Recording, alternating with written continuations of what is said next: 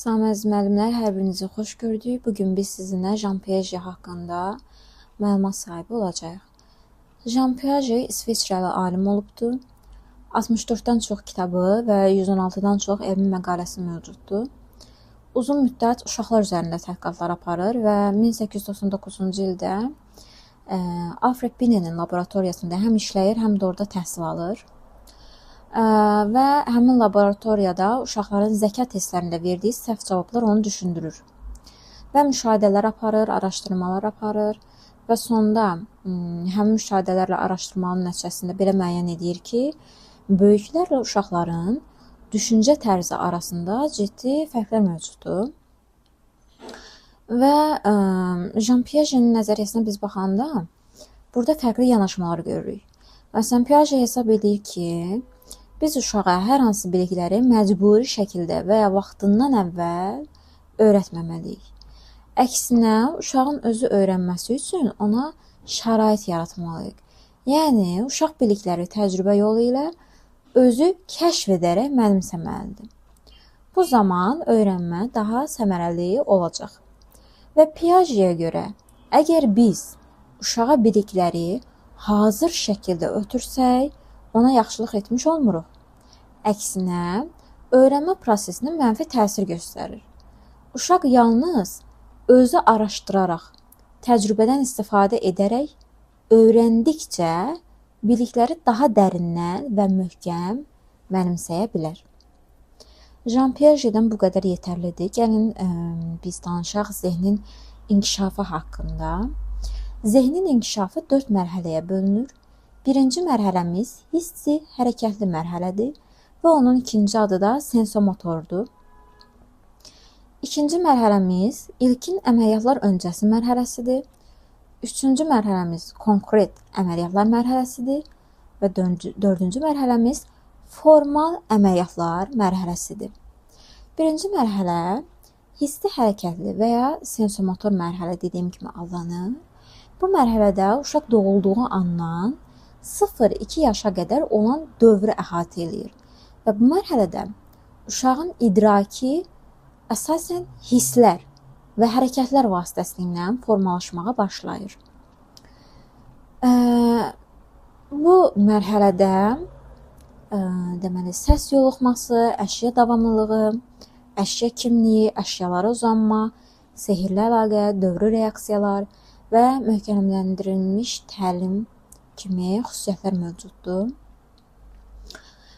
Səs yoxmasından danışsaq, məsələn, bir otaqda 0-2 yaş aralığında 3-4 uşaq varsa və onlardan biri ağlamağa başlasa, digər uşaqlar da o uşağın səsinə qoşulub ağlayır.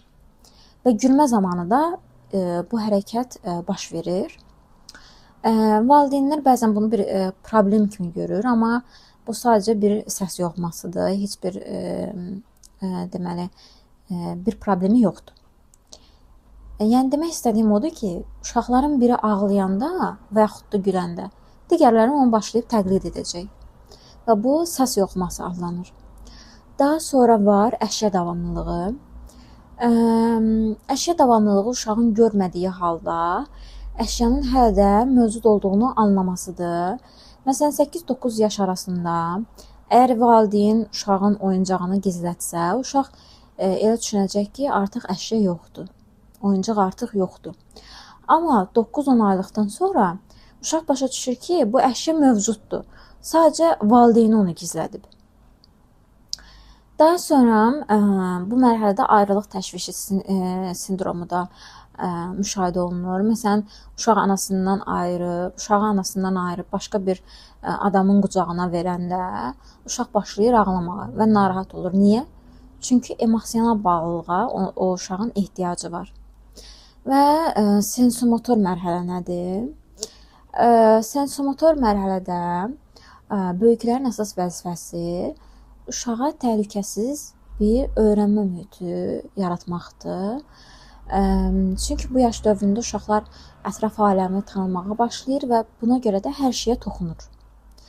İti və təhlükəli əşyaları götürə bilər, özlərinə zərər verə bilər və ona görə də uşağa təhlükəsiz bir mühit yaratmaq lazımdır.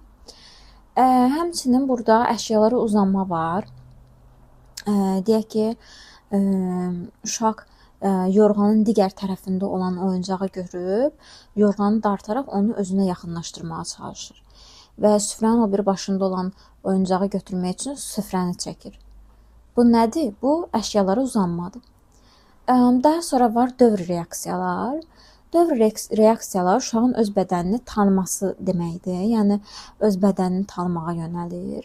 Məsələn, uşaqlar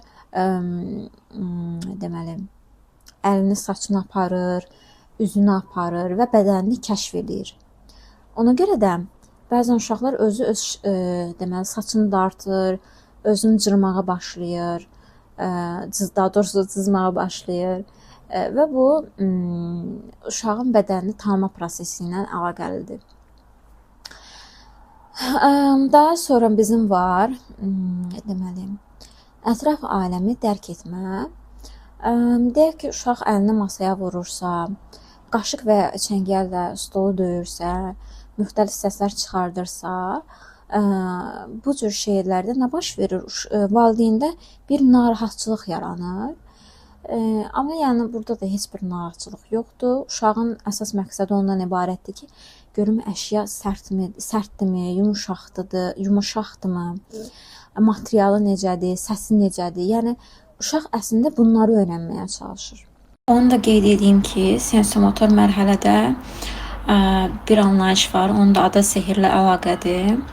Məsələn, uşaq qapının zənginin səsini eşidəndə bu səsin hardasa sehirli bir yolla gəldiyini düşünür və həmin səsin mənbəyini məntiqi şəkildə izah edə bilmədiyi üçün onu sehirli hadisə kimi qəbul edir. İkinci mərhələmiz olan əməliyyat öncəsi mərhələ. Digər adı ilə ilkin əməli mərhələ haqqında sizinlə danışacağıq. İlkin əməli mərhələ təxminən 2-7 yaş dövrünü əhatə edir. Bu mərhələdə dilin inkişafı, simvollardan istifadə, egosentrik düşünmə, animizm və məntiqsiz, yəni magik təfəkkür müşahidə edilir.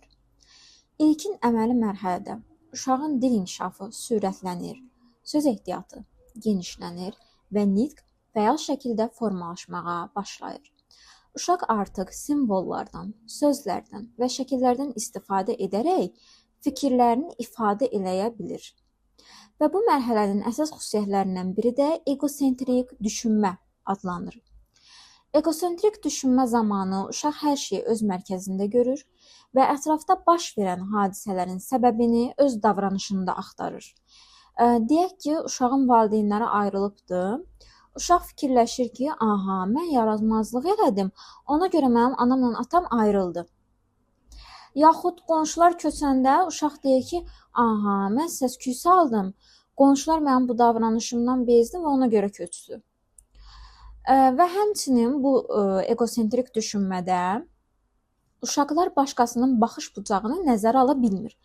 Məsələn, telefonla babası danışanda deyir, baba, pəncərədən bax, uşaqlar nə gözəl futbol oynayır. Axı, babası onu görmür, telefonda da babası. Amma uşaq fikirləşir ki, mənim gördüyümü babam da görür. Daha sonra, deyək ki, şəkil çəkir, deyir, baba, mən nə gözəl şəkil çəkmişəm. Bunlar hamısı egosentrik düşünmənin bariz nümunələrindən biridir. Həmçinin digər xüsusiyyətlərdən biri də animizmdir. Animizm zamanı uşaq canlı və cansız varlıqlara ayırd edə bilmir və uşaq öz oyuncağının belə canlı olduğunu düşünür və onu yerə salanda tez oyuncağından üzr istəyir ki, bağışla məni, səni yerə saldım, oyuncağım ağrıyır və s. kimi reaksiyalar verə bilir. Və məsəl üçün oyuncağından üzr istəyir. Niyə? Çünki onun canlı olduğunu düşünür. Və fikirləşir ki, o yerə düşübsə, onun hər hansısa bir yerində ağrısı var. Tərsinə çevrilə bilmə nədir? Əməliyyat öncəsi mərhələdə olan uşaqlarda tərsinə çevrilə bilmə qabiliyyəti formalaşmır. Məsəl üçün, uşağa desəz ki, 1-dən 10-a qədər sayacaq, amma 10-dan 1-ə qədər geriyə doğru saya bilməyəcək. Başqa bir nümunə, məsəl üçün, uşaqdan sorsanız ki, məktəbdən evə necə getmisən, ardıcıl şəkildə sizə izah eləyər. Amma evdən məktəbə necə getdiyini soruşsanız, onu izah eləməkdə çətinlik çəkər. Daha sonra bizim var tək tərəfli, yəni bir ölçülü qruplaşdırmamız. Əməliyyat öncəsi mərhələdə uşaqlarda tək tərəfli qruplaşdırma müşahidə edilir. Yəni, əşyaları yalnız bir xüsusiyyətinə görə qruplaşdıra bilir. Məsəl üçün, deyək ki, siz uşaqlara müxtəlif fiqurlar verirsiniz və onun içində var yaşıl kvadrat, qırmızı üçbucaq, ağ romb, sarı trapeziya və s. Uşaq bu fiqurları yalnız rənginə görə yaxud yalnız formasına görə formalaşdırır. Məsəl üçün, sizə saydama yaşıl fiqurlar var, onları bir yerə yığır, qırmızıları başqa bir yerə qoyur. Amma eyni anda həm rəngi, həm də formanı qruplaşdırmağı bacarmır. Və monoloq tipli danışıq nədir? Burada uşaqlar bir-biri ilə dialoq qura bilmir. Daha çox monoloq tipli danışıq biz burada görürük. Deyək ki, 5-6 uşaq bir yerdə oynayır. Siz onlara diqqətlə fikir verirsiniz, onlar dialoq qurmur. Hərəsi öz-özünə danışır. Və bu da kollektiv monoloq adlanır. Daha sonra sizə nə nümunə verə bilərəm? Deyək ki, uşaq tək başına oynayır və yaxud çölə çıxmaq üçün hazırlaşır. Öz-özünə danışır ki, mən çölə çıxacağam, bu dostumla görüşəcəm, sonra futbolla oynayacağım, daha sonra mağazaya gedəcəm, özümə su alacağım. Yəni görürsünüz, uşaq öz-özünə danışır. Monoloq tipli danışıqdır bu.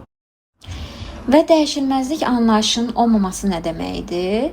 Əməliyyat öncəsi mərhələdə dəyişilməzlik anlayışı tam olaraq formalaşmır.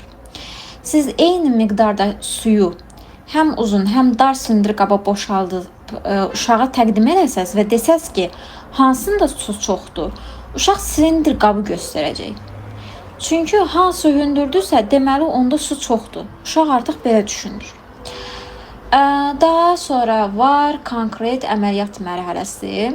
Bu bizim 3-cü mərhələmizdir. 7-11 yaşı əhatə eləyir. Konkret əməliyyat mərhələsində tərsinə çevrilmə bacarığı formalaşır. Geri sayma aparması uşağın formalaşır. Kiçikdən böyüyə, böyükdən kiçiyə artıq formalaşma gedir. Və həmçinin əməliyyat öncəsində biz nə dedik? Məsəl üçün dedik ki, məktəbdən evə uşağın necə getdiyini sorsanız, o sizə izah edə bilər. Amma evdən məktəbə necə getdiyini sorsanız, izah edə bilməyəcək. Niyə? Çünki o tərsinə çevrilməni uşaq bacarmır. Amma burada konkret əməliyyatlar mərhələsində uşaqlara yenidən sual versək ki, məktəbdən evə, evdən məktəbə necə, hər ikisini düzgün şəkildə sizə izah edə biləcək. Daha sonra egosentrizmin azalmasından bəhs eləmək istəyirəm. Konkret əməliyyatlar mərhələsində egosentrizm azalır.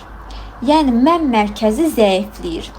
Artıq uşaq düşünmür ki, hər hadisə onunla bağlıdır. Yəni bu düşüncə tərzi azalır. Daha sonra əməliyyat öncəsində bizdə hansı nitqin inkişafı var idi? Monoloq tipli danışıq, düzdürmü? Amma konkret əməliyyatlar mərhələsində dialoq tipli danışıq formalaşmağa başlayır. Uşaqlar artıq qarşısındakı uşaqla ünsiyyət qurur, onu dinləyir, ona cavab verməyə bacarır.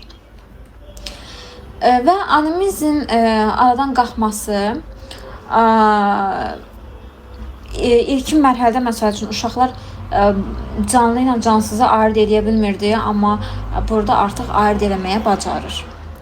Sonra zaman anlayışımız bizim var. Zaman anlayışında əməliyyat öncəsi mərhələdə uşaq keçmişi, indini, gələcəyi ayırd edə bilmir. Amma konkret əməliyyat mərhələsində zaman anlayışı formalaşır və uşaq keçmişi, indini, gələcəyi ayırd eləməyi bacarır. Var bizim 4-cü mərhələmiz, formal əməliyyat mərhələsi adlanır. 11-12 yaşdan yuxarını əhatə eləyir. Artıq bu mərhələdə abstrakt və hipotetik düşünmə formalaşır. Səbəb-nəticə əlaqəsi qurulur. Ehtimallar irəli sürülür. Mücərrəd anlayışları uşaq başa düşməyə bacarır. Məsəl üçün, siz uşaqdan sorsanız ki, niyə yer üzündə artıq dinozavr yoxdur? Artıq uşaq onu izah edə biləcək, məntiqi izahı verə biləcək. Xəstəliklər haqqında, iqlim dəyişiklikləri haqqında məntiqi izahları uşaqlar artıq sizə izah edir. Və son olaraq da atalar sözlərinin məcazi mənasını 4-cü mərhələmizdə uşaqlar daha yaxşı izah edir, başa düşür. var idi bizim yetkin egosentrizmimiz. Bu nə deməkdir? Məsəl üçün formal əməliyyatda əslində egosentrizm tam olaraq özünü göstərmir. Biraz fərqli formada özünü göstərir. Məsəl üçün burada artıq uşaq başa düşür ki, hamı onun kimi düşünmür. Hər kəsin öz baxış bucağı var və s. Yəni burada artıq yetkin egosentrizm adlanır. Və son olaraq nəticədə biz belə qərara gəldik ki, Jean Piaget'in zehni inkişaf mərhələləri hansılardır? Hissi, hərəkətli, ikinci adı ilə sensomotor, əməliyyat öncəsi, konkret əməliyyatlar və formal əməliyyatlar. Sensomotorda 0-2 yaş, əməliyyat öncəsi 2-7 yaş, konkret əməli 7-11 yaş, formal əməli 11 yaş, 12 yaş üstü. Sensomotorda uşaqlarda nə inkişaf etmiş oldu? Hisslər, hərəkətlərlə öyrənmə, səs yoluxması, əşya davamlılığı, ayrılıq təşvişi, dövrü reaksiyalar, əşyalara uzanma. Və sensomotorda nümunəmiz nə idi? Oyuncaq gizlədilir, uşaq onu yox sayır. Qaşıqla masaya vurur, ətrafı dərk eləməyə çalışır. Sonra əməliyyat öncəsi mərhələ. Yenə təkrar edək. Neçə yaş elədik? 2-7 yaş. Dil sürətlə inkişaf edir, simvollardan istifadə edir, egosentrik düşünmə baş verir, animizm baş verir, tək tərəfli düşünmə, monoloq tipli danışıqlar əməliyyat öncəsi mərhələyə aiddir. Daha sonra əməliyyat öncəsində nəzərinizə çatdırım təkrarən ki, tərsinə çevrilə bilmə bacarığı yoxdur. Uşaq birdən 10-a qədər sayır, amma gerisi ondan birə saya bilmir. Evə gedən evdən məktəbə gedən yolu deyir, məktəbdən evə gələn yolu deyə bilmir, yəni tərsini izah edə bilmir. Sonra bizim klassik bir təcrübəmiz var idi, qəpik təcrübəsi idi. Məsəl üçün aralı düzülən qəpikləri uşaq daha çox olduğunu düşünür. Halbuki məsəl üçün eyni sayda qəpikdir. Tam düzülübdü, amma aralı düzüləni çox hesab edir. Sonra bizim yenə klassik təcrübələrimizdən su təcrübəsi var idi əməliyyat öncəsində. Üçüncü mərhələmiz konkret əməlli mərhələ 7-11 yaşı əhatə edir. Burada artıq tərsinə çevrilə bilmə var. Əməliyyat öncəsində var idi?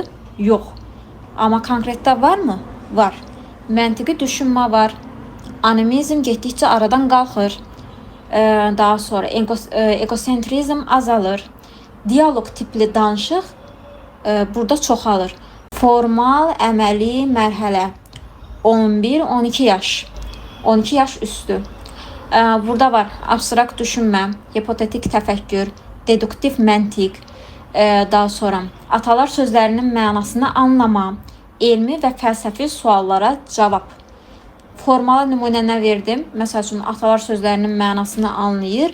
Dinozavrın yoxluğunu soruşsanız, uşaq həmin dəqiqə sizə məntiqi şəkildə izah edə bilər. Son olaraq dərsimiz bu qədər idi. Hər hansı bir sualınız olsa, yorumlar hissəsindən, Telegramdan və yaxud da YouTube kanalından və yaxud da Instagramdan məndən soruşa bilərsiniz. Cavabları sizə bildirəcəm.